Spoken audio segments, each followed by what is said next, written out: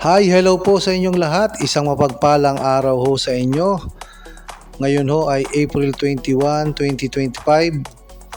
20 days na lang ho ang natitira at eleksyon na ho. So kakaunting panahon na ho at araw, wala nang 3 linggo ho ay eleksyon na ho sa May 12, 2025. Kaya matindi ho ang mga magiging kaganapan pa sa mga darating pa hong araw hanggang sa huling sandali na lang ho ng pangangampanya ng lahat ho ng kumakandidato magmula ho sa lokal, sa posisyon ho ng mga konsihal, sa vice mayor, mayor, representative o mga congressman, congresswoman, sa posisyon ho ng board member, vice governor sa mga probinsya at ang gobernador ho ng lahat ng probinsya. At bukod ho dyan ay kasama rin ho sa pagbobotohan ay ang mga party list na kabilang ho sa House of Representatives at yun hong 12 senador na kinakailangan ho para mabuo yung ating Senado.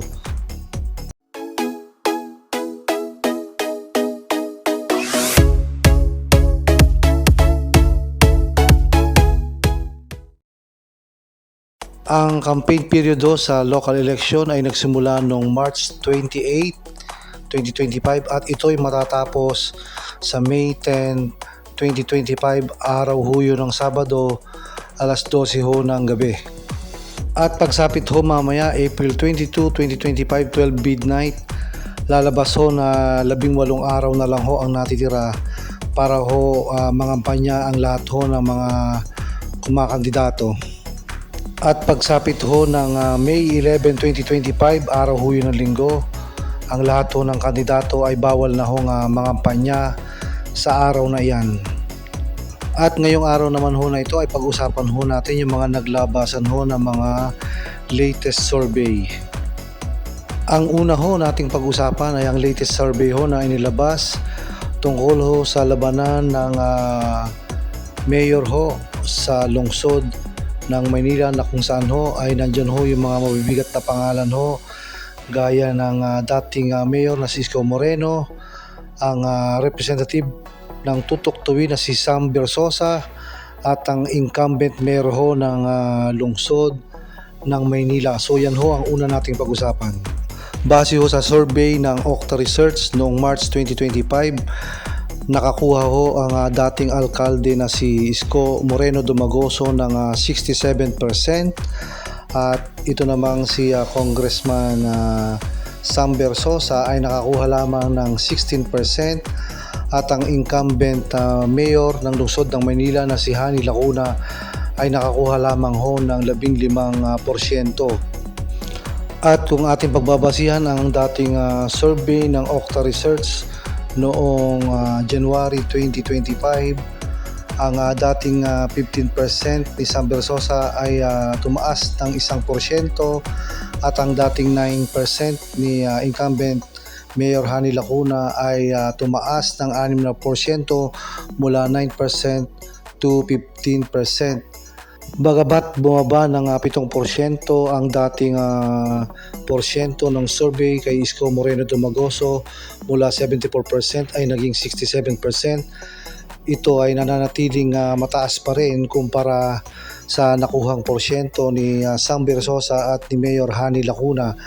Kahit pagsamahin pa ang porsyento ng dalawang nasabing kandidato ay hindi pa rin sasapat para pantayan o mahabol ang porsyento na nakuha ng dating alkalde ng Maynila na si Isko Moreno Dumagoso.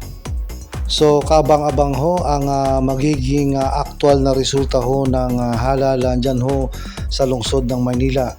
Titingnan natin kung itong mga survey na ito o yung mga latest survey na inilalabas ng mga survey company ay magtutugma o magiging malapit ba ang magiging resulta doon sa kanilang mga inilabas na survey. So abangan po natin ng actual na resulta sa darating ho na May 12, 2025.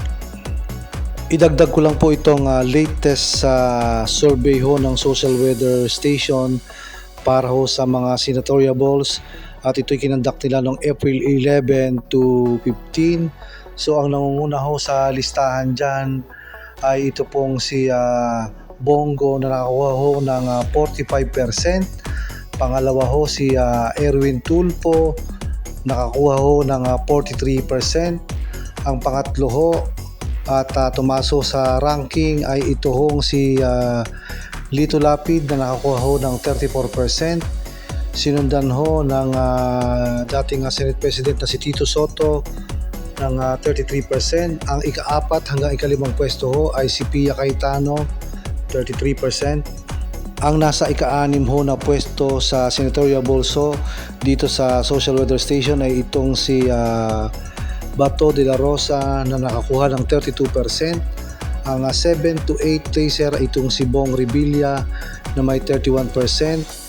Ang nasa ika-7 hanggang ika-8 pwesto ay itong si Ben Tulfo na nakakuha ng 31%. So medyo bumaba po ito sa dating ranking niya. Ang pang-siyam ho ay si Abby Binay na nakakuha ng 29%.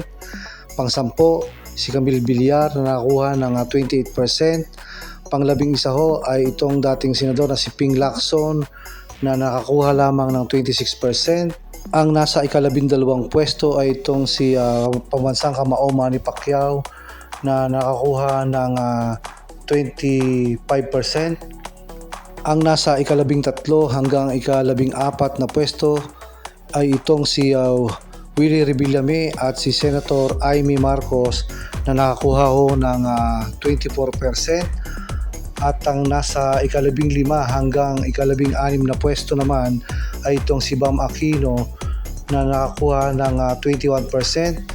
At gaya rin ni Bam Aquino, itong si Kiko Pangilinan ay nasa ika-15 hanggang ika-16 na pwesto at siya ay nakakuha din ng 21%. So ito ho yung latest survey ng Social Weather Station sa mga kumakandidato po sa pagka-senador. So hanggang dito na lang po muna ang ating vlog ngayong araw na ito. Isang mapagpalang araw po muli sa inyo at mag-ingat po tayo saan man po tayo pumunta. Maraming salamat po sa lahat ng patuloy na nanonood ng aking mga video at nagsusubscribe.